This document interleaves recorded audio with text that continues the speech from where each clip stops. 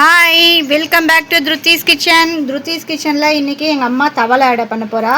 தவளை வடை சொல்வா, தவளை அடைன்னு சொல்வா. ஸோ உப்புமா அதுக்கு பச்சரிசி வேணும். அதுக்கு இந்த பெரிய கிளாஸால் 4 கிளாஸ் பச்சரிசி எடுத்துட்டுருக்கா. இப்போ இதெல்லாம் சேர்த்து உடைக்க போகிறா. பச்சரிசி 4 கிளாஸ். இப்போ அதுலேயே இந்த கிளாஸில் தான் அரிசி எடுத்துட்டா. அந்த கிளாஸ்லேயே 3/4 கிளாஸ் துவரம்பருப்பு, அதுக்கப்புறம் அந்த கிளாஸ்லேயே 3/4 கிளாஸ் கடலைப்பருப்பு, அதுலேயே 3/4 கிளாஸ் உளுத்தம்பருப்பு, பெரிய டேபிள் ஸ்பூன் நிறையா மிளகு ஜீரகம், ப்ளஸ் ஒரு பெரிய டேபிள் ஸ்பூன் நிறைய பைத்தம்பருப்பு. பைத்தம்பருப்பு போட்டால் டேஸ்ட்டாக இருக்கும், அதனால் புடிமானமாகவும் இருக்கும், அதனால் பைத்தம்பருப்பும் போட்டுருக்கா.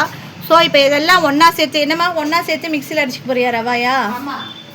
இதெல்லாம் ஒன்றா சேர்த்து மிக்சியில் ரவா மாதிரி நம்ம உப்புமாக்கு ரவா பண்ணிப்போம்ல, அது மாதிரி உப்புமா ரவா மாதிரி பண்ணிக்க போகிறா. இதை சலிக்க தேவையில்லை, ஏன்னா அப்படியே கலரணும். நான் பிடிக்கடை பண்ணி காமிச்சிருப்பேன், அதே ப்ராசஸ் தான். இதை நல்லா கலரணும், தேங்காய் துருவி வச்சுக்கணும். அதுக்கப்புறம் 1 by 1 இதோட ப்ராசஸ் காட்டலாம். ஃபஸ்ட்டு இதை நம்ம உப்புமா ரவையாக பொடிச்சிக்கலாம். பொடிச்சுட்டு காட்டுறேன் உங்களுக்கு நான். பாருங்க, இப்போ இதை எல்லாத்தையும் சேர்த்துட்டு பொடிச்சிக்க போகிறேன் அம்மா, நல்லா உப்புமா ரவையாக.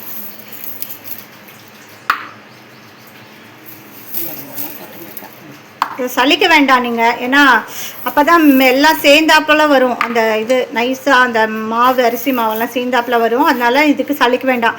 ஒன்லி உப்புமாவுக்கு மட்டும்தான் சலிச்சுக்கணும். புடி குழக்கட்டைக்கு தவளை அடைக்கி சலிச்சுக்க வேண்டாம். இதுக்கு தேங்காய் ஒன்று நிறைய போட்டேன்னா தேங்காய் நல்லாயிருக்கும். பெருங்காயம், பச்சை மிளகாய், தேங்காய் வாசனையாக சூப்பராக இருக்கும் சாப்பிட்றதுக்கு. கருவேப்பில்லை இதை தான் தாளிச்சிக்கிறது. கடுகு, உளுத்தம்பருப்பு, கருவேப்பில்லை. அந்த அரிசியோட எல்லாத்தையும் கலந்துட்டா. எடுத்துட்ட பருப்பு எல்லாம் கலந்து வச்சுட்டு இதை இப்போ உப்புமா ரவையாக பண்ண போகிறா. கையில் எடுத்து காட்டுமா. பாருங்கோ, இப்படி நல்லா பெரிய ரவையும் இல்லாமல் சின்ன ரவையும் இல்லாமல் மீடியம் சைஸாக எடுத்துட்டு இருக்கா. பாருங்கள், தெரியறதா கையில்?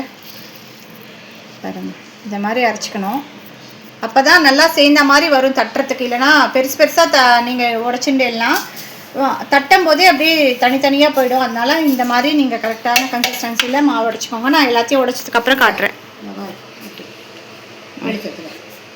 பாருங்க,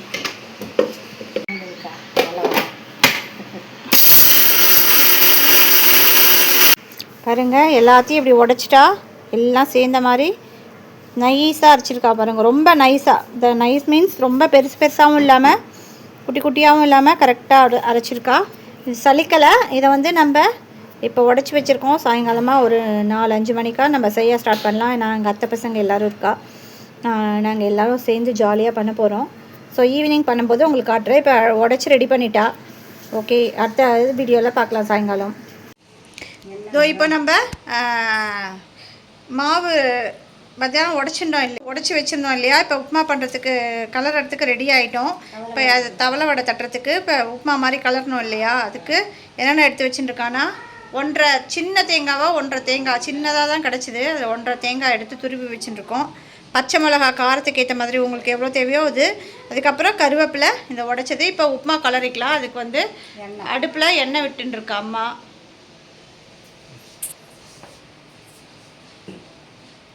எண்ணெய் விட்டுண்டு இதுக்கு தாளிக்கிறது ஆஸ் யூஷுவல் கடுகு. என்னென்ன தாளிச்சு? கடுகு, உளுத்தம்பருப்பு, கடலைப்பருப்பு. கடுகு, உளுத்தம்பருப்பு, கடலைப்பருப்பு தாளிச்சு போகிறா. அதான் கடுகு போட்டிருக்கா அடுப்பில்.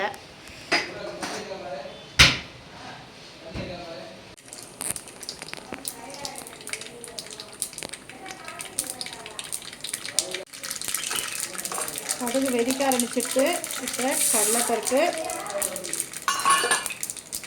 உளுத்தம்பருப்பு, கடலைப்பருப்பு போட்டுருக்கா. பருப்பு போட்டுட்டா. அடுத்தது பச்சை மிளகாய். அது வதக்கினதுக்கப்புறம்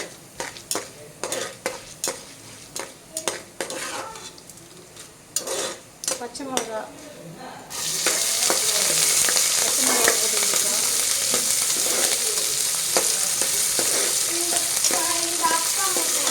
தேங்காய் போட்டுருக்கா. அடுத்தது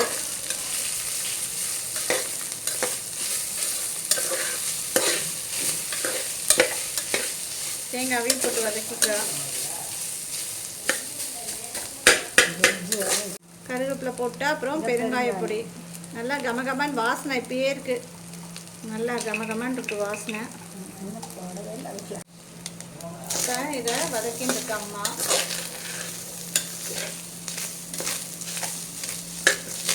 இதுக்கு மெஷர்மெண்ட் என்னென்னா, நம்ம ஆக்சுவலி உப்புமாக்கு 4க்கு 8 போடுவோம். இந்த மாதிரி புடி கொழுக்கட்டை தவளை அடைக்கலாம் 2 எக்ஸ்ட்ரா போடணும். 4க்கு 8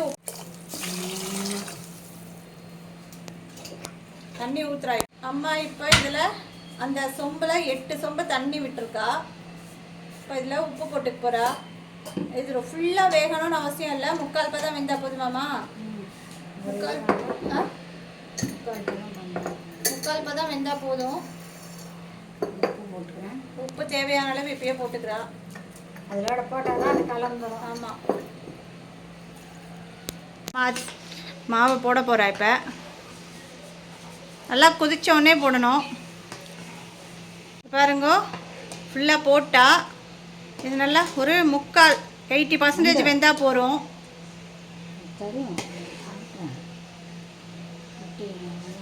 கட்டி இல்லாமல் நல்லா கலந்து விட்டுக்கோங்க.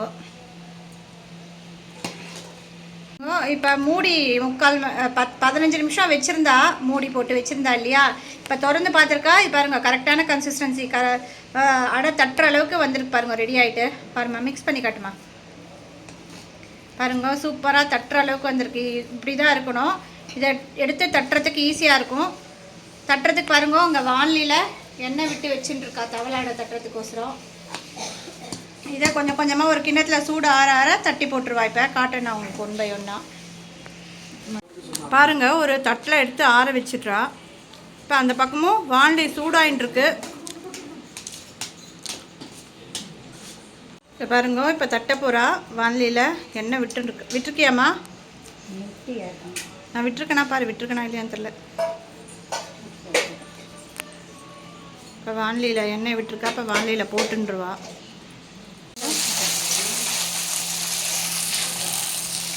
இந்த மாதிரி வடை மாதிரி தட்டி அதில் ஸ்லோ ஃப்ளேமில் வச்சு நம்ம தட்டி எடுக்கணும் பொறுமையாக.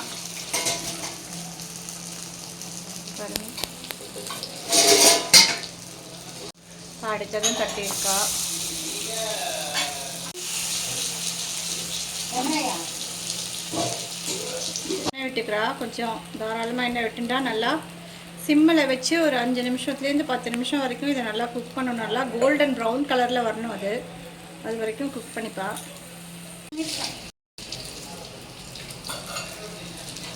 பாருங்க, இப்போது திருப்ப போகிறா. ஸ்லோவாக திருப்ப போகிறா.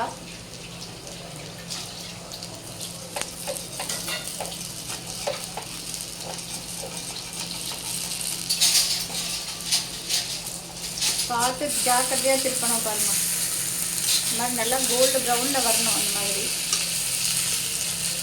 சூப்பராக ப்ரௌனாக வந்திருக்கா. பாருங்க, நல்லா கோல்டன் ப்ரௌனில் வந்திருக்கு. ஃபஸ்ட்டுங்கிறதுனால கொஞ்சம் வாங்கி பழகணும்ல, அதனால கொஞ்சம் ஒட்டின மாதிரி இருக்குது. அது மாதிரி சூப்பராக இருக்குது.